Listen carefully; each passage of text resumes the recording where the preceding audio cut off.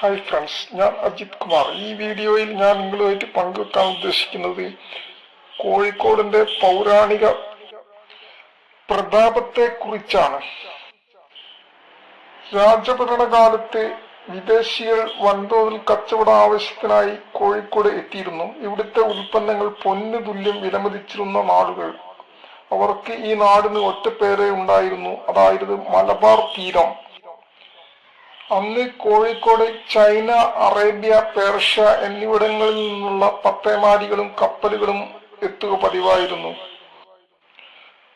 മൊറോക്കോയിൽ നിന്നുള്ള ലോകസഞ്ചാരി ഇബിൻ ബത്തൂത്ത ഇവിടെ എത്തുമ്പോൾ കോഴിക്കോട് 13 ചൈനീസ് കപ്പലുകൾ ഉണ്ടായിരുന്നതായി പറയപ്പെടുന്നു. കോഴിക്കോടിനെ അദ്ദേഹം സമുദ്ര കവാടം എന്നാണ് സൂചിപ്പിച്ചത്. ഇന്നത്തെ രീതിയിലുള്ള യന്ത്രവൽകൃതമായ ആധുനിക കപ്പലുകൾ രൂപം കൊള്ളുന്നതിന് മുമ്പ് തടി കൊണ്ട് നിർമ്മിച്ച് കടൽ യാത്രയ്ക്ക് ഉപയോഗിക്കുന്ന വിശേഷ ഇനം ഒരു വലിയ വഞ്ചി ഉണ്ടായിരുന്നു. അതിന്റെ പേര് ഉരു എന്നായിരുന്നു. ഇന്ന് ഉരു ഉപയോഗിക്കുന്നത് ഖത്തർ, ഒമാൻ തുടങ്ങിയ ഗൾഫ് പ്രദേശങ്ങളിലാണ്. എന്നാൽ ഉരുവിനെ രൂപപ്പെടുത്തിയതിന്റെ പ്രശസ്തി മലയാളക്കരയ്ക്കാണ്, അതായത് കോഴിക്കോട് ബേപ്പൂർ. അന്നത്തെ രീതിയിൽ നിർമ്മിക്കുന്ന ഈ ഉരുവിൽ സഞ്ചരിക്കുന്ന അറബികൾ കോഴിക്കോട് എത്തുന്നത് മാസങ്ങൾക്ക് ശേഷമായിരിക്കും.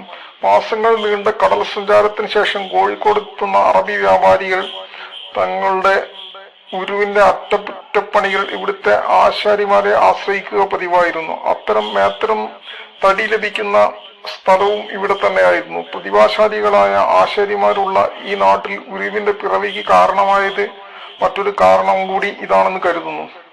ഇന്ത്യയിൽ ബേപ്പൂർ കൂടാതെ ഗുജറാത്തിലെ മാണ്ഡവി തീരത്ത് മാത്രമേ ഉരു നിർമ്മിക്കുന്നുള്ളൂ.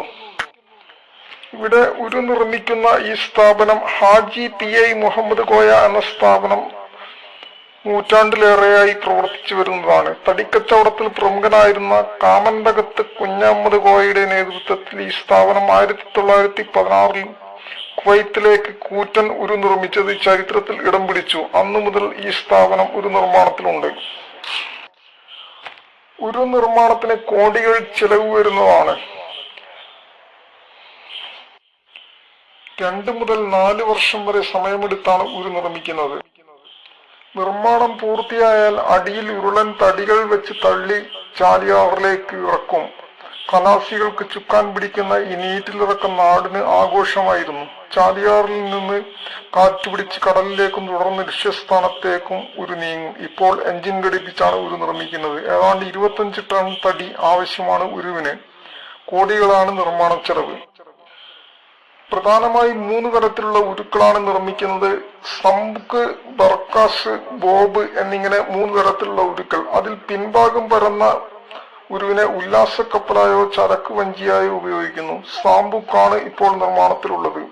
ഉരുവിന്റെ ബോഡി ബിൽഡിംഗ് മാത്രമാണ് ഇവിടെ ചെയ്യുന്നത്. ഇന്റീരിയർ വർക്കുകൾ അറബ് നാടുകളിൽ ചെയ്യുകയാണ് പതിവ്. ഇത്രയൊക്കെയാണ് ഇതിനെപ്പറ്റി പറയാനുള്ളത്. പരിപാടി ഇഷ്ടമായാൽ ലൈക്ക് ചെയ്യുക, സബ്സ്ക്രൈബ് ചെയ്യുക.